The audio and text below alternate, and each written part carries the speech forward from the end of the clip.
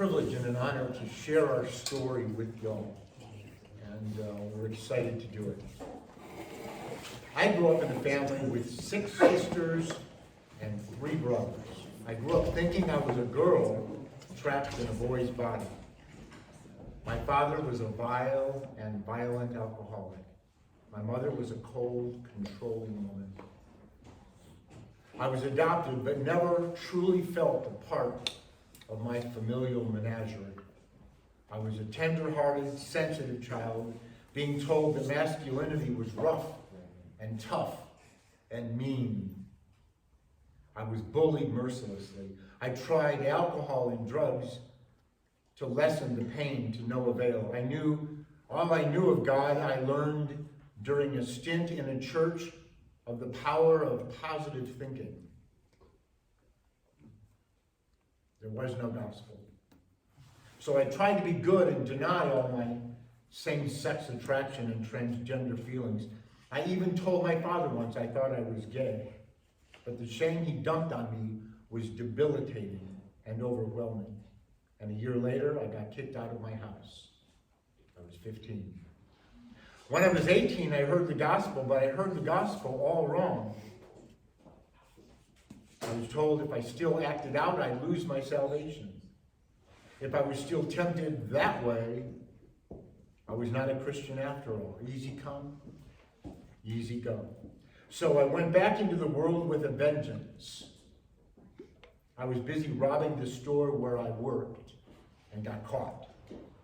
I was fired for theft, and I knew I'd never get a job after graduation in this little town, so I joined the Navy. I got stationed in Southern California where the gay community was loud and proud. I came out as gay and transgender in San Diego.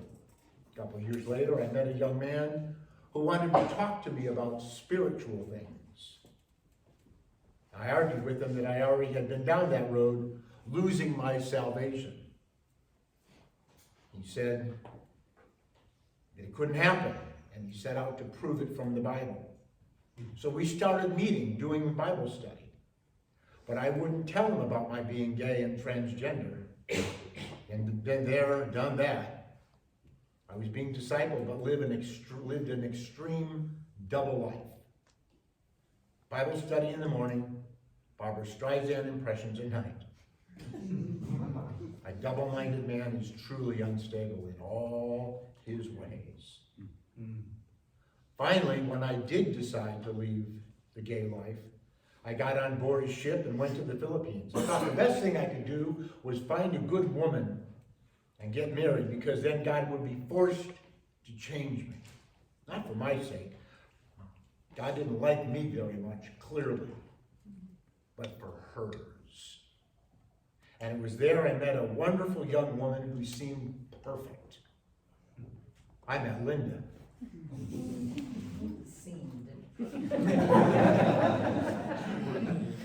Growing up on a farm, I was the third of 4 kids, 3 girls and a boy, in a family that went to church regularly. I went to church every Sunday morning, every Sunday night. I was in a youth group. I sang in a choir. I helped in nursery church. I would do anything anybody asked me. The gospel was preached there, but I didn't really understand it. I learned John 3:16 in Vacation Bible School and recited it with every other kid at the closing program for their parents. I did believe that God's Son existed, but I didn't know the belief part was more than that. I didn't realize that it was admitting you needed a Savior. So I was living that I didn't need a Savior. I was a people pleaser. Trying to please everyone became my mission in life. Deep down, though, I didn't think I was good enough. But where did that come from? You know, I had parents who loved me. I know they did. They wanted what was best for me. But maybe it was wanting the very best for me that was the problem. I'd come home from school with A's, a few B's, a few A pluses. So I thought I was doing pretty good. was in the 4-H club, the motto for the 4-H club is to make the best better. Well, I didn't think I could be the best, and certainly could not be better than the best. So that just sort of made me know that I wasn't good enough. While nobody ever came out and told me, you are not good enough, it was the encouragement that I got to do things better or do things differently that sort of verified to me that I really wasn't good enough. And it, it was nothing, it wasn't a terrible thing. Parents don't think that they think they're doing what's best for you, because it does make you try harder, but it also can get at your heart a little bit. So anyway, I tried my best to show people how good I was. I had the mindset of a Pharisee, believing that all things that I could do would take me right to heaven. But I could only imagine how bored I would be just sitting around in heaven singing. Had no idea back then that anyone could come to enjoy God. I was earning my title as the good girl at home, though my sister referred to me as a goody two-shoes. And I believed that I must be God's favorite too. So he would have no choice but to give me everything I ever wanted. I only asked for 2 things. I wanted a baby before 30 and a husband. In nursing school, I had learned that a woman who is having her first baby after 30 is referred to as an elderly primipara, or an old first-time mother. That was certainly not a label that I thought would be appropriate for me, so I just desperately needed to get married soon. I don't know, so God gave me those things that I'd asked for. When I got them, I thought he mixed up my order with someone else's, because I got a husband who was gay and a baby who was dead. There was a no return, no exchange policy. What a way to learn. I'm not in charge. I had decided to keep my secret because I didn't want to hurt her. Or me, frankly. So we got married exactly 44 years ago. We went to Dallas, where we knew only one couple, the people who ran the Overseas Christian Servicemen Center, where we met. I started going to a fundamentalist, dispensationalist, legalist Bible college. And the depression started getting worse. We found out that we were having a baby, and we got excited for that. Then over halfway through the pregnancy, we lost her. Her name was Rebecca. And we had no one to talk to, no family, no friends. Our church never showed up for us. And we were both so distant from each other that we couldn't even comfort ourselves. It was a horrible time. I blame myself. God was still out to get me. He had it out for me. I had been told by the pastor who baptized me in '77, fake it until you make it. And I was trying my hardest. Finally, after several months went by and we found out we were pregnant again, I thought that would be the perfect time to let my wife in on my secret. With all the hormones and unease, I thought that would be great. Boy, do I have the gift of timing. So I confessed to her my secret. I had no idea I'd married a gay man. He hadn't told me. We were 2 broken people, believing that marriage and having a baby would fix us. People would believe I was good enough to be chosen for marriage, and that baby would love me no matter what. And Jim, he would look like any straight man.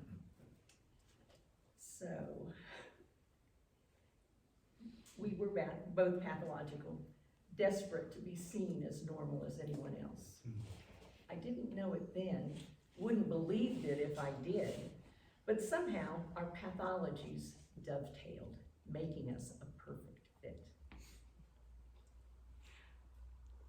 funny how God uses things like that to teach us more than we ever knew about grace or our desperate need for Him. Not so funny, the pain we felt learning all about it. It was miserable losing our baby. Jim had mumps shortly after we lost Rebecca. Being a nurse, I knew that mumps can cause a man to become sterile.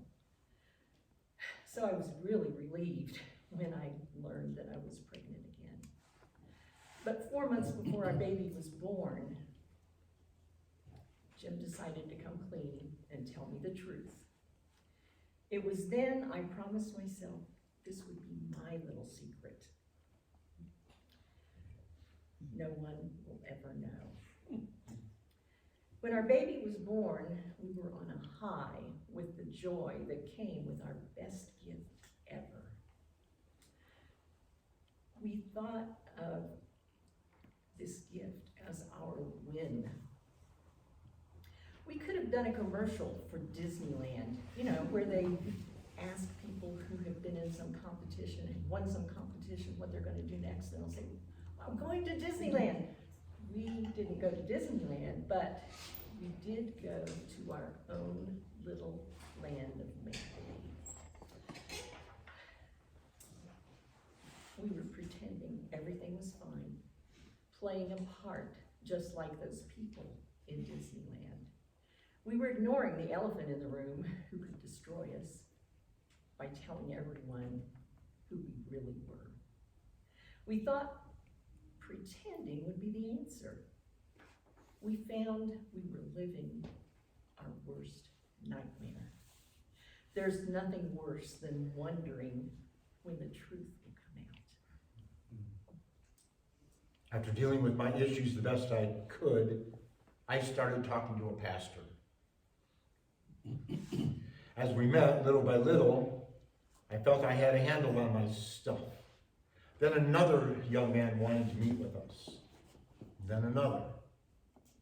And another. Soon there was quite a group of us meeting, and it became clear a ministry to gays and lesbians was forming. I was in my mid-20s. I failed out of that Bible college. The last 2 classes I bombed, psychology and marriage and family. God has a sense of humor. It was decided that I would be the executive director of this fledgling organization. I had no business at such a young age doing this, but I didn't know better. I was white-knuckling my sin management. It was all about trying harder. I was interviewed by the media all the time, being put up against pastors from the gay church frequently for their ratings. My depression kept getting worse as I was under more and more pressure to succeed. Hundreds of gay men coming out of the community looking for help during this time of AIDS, in this epidemic. Ex-gay organizations were popping up all over the country. And in the midst of the stress, I was disowned by my family, accused of killing my father, who had had a heart attack after a disagreement with me. I was devastated. And with no place to turn and not knowing what to do, I sacrificed my ministry, my wife, and my life. I fell. The truth just seemed to come out on its own. Nothing we planned, but what a relief it was. When here at home, we no longer had to hide. Yet it was scary for sure.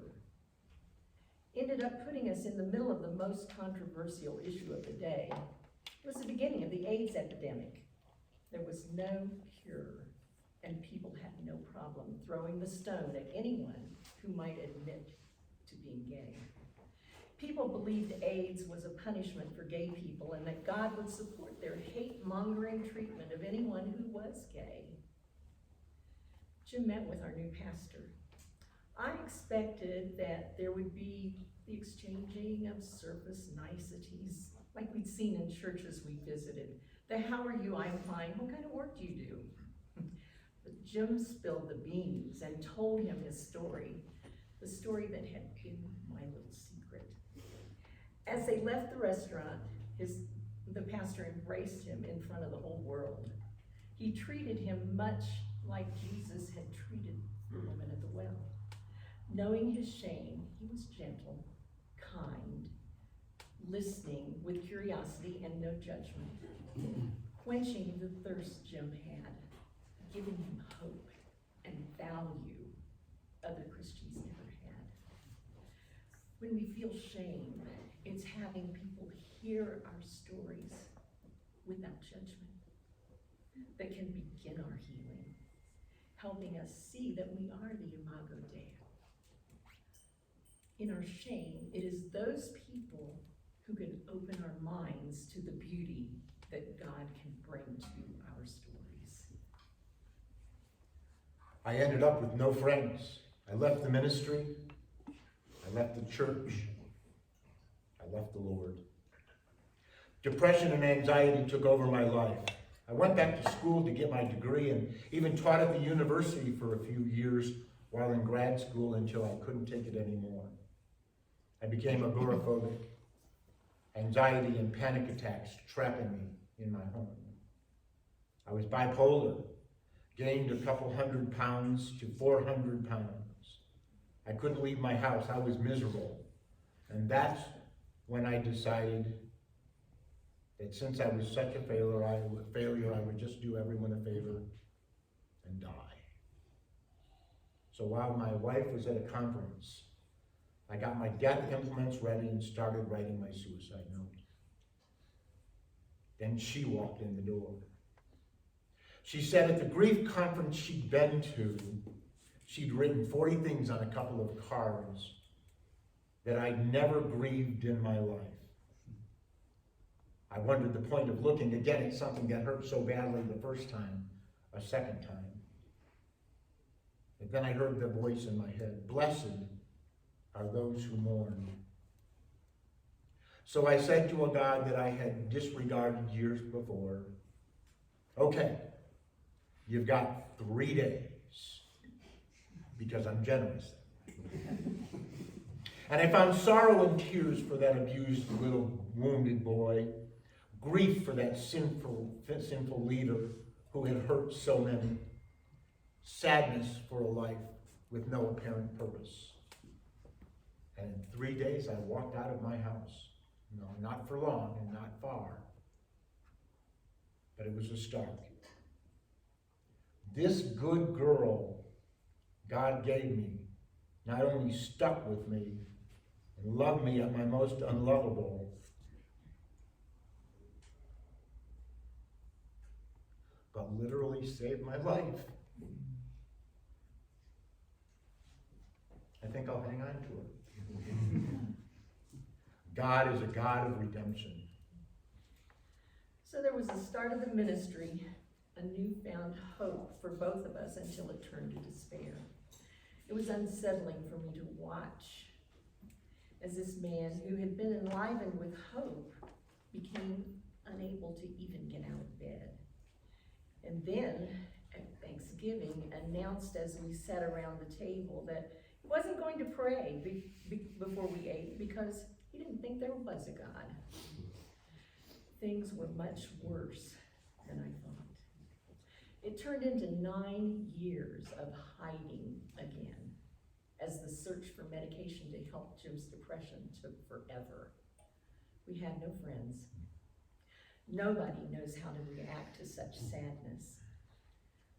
I didn't think I needed people giving me advice, feeling sorry for me, or telling me that husbands are the ones that need to be the breadwinner, shaming me for working when he was not, without knowing the shape he was in. And I was angry at Jim that he couldn't still pretend that he was okay and go to work. I walked around the house mumbling to myself and to God, "This isn't fair." But what about the boys? We had 3 boys. We were in such pain that we were not teaching the boys anything they needed to know about God. We had stopped even going to church in this season of our lives. So I decided to take the boys to church, a church nearby that had early church services.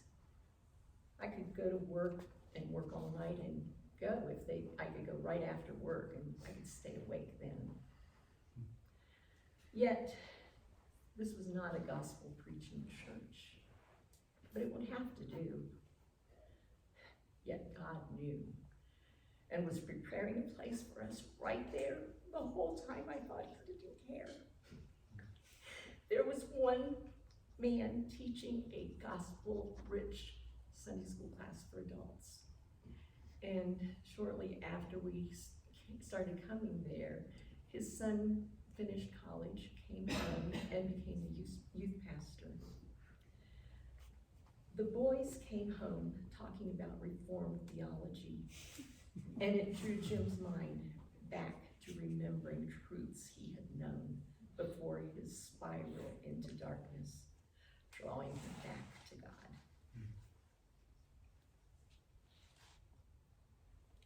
We firmly believe that our spiritual gifts are in direct relationship to the sanctification of the suffering, sin, and shame of our stories. The more we are aware of where we have been in pain, the more we will be aware of where we are going in purpose. So I still grieve when I, every morning, do story work. I combine it with my devotional work.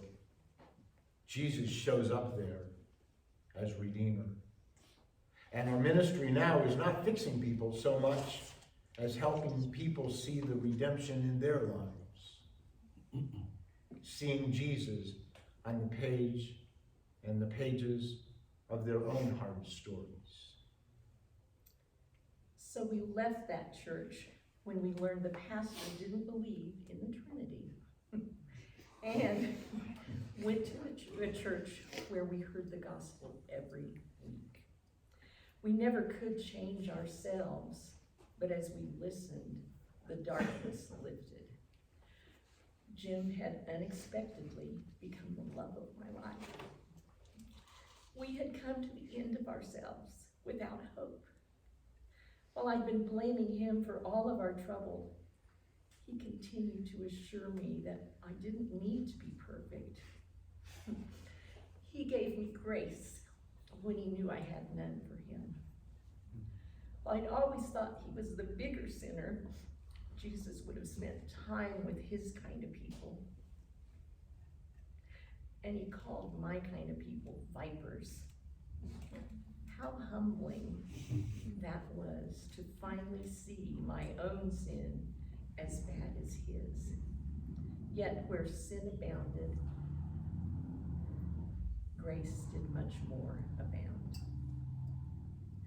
It was then I started to feel pursued in a way that was real, not feeling like it did in the land of make-believe, where we were both playing a role. The understanding that it was real helped melt my heart, and we began to finally become one. The dovetailing of our pathologies had become redeemed. He still pursues me, and my heart melts every time. That's not to say that our relationship is perfect. I'm not sure that it's supposed to be anyway. Sometimes, when I let him down one way or another, Jim may just be sorry that he ever told me that I didn't have to be perfect. Because I am not. But our sin is exactly what God uses to sanctify us. And sometimes when I'm at my worst, I remind him that I was put in his light, and he in mine, for that very reason. Iron sharpens iron. So does one friend sharpen another.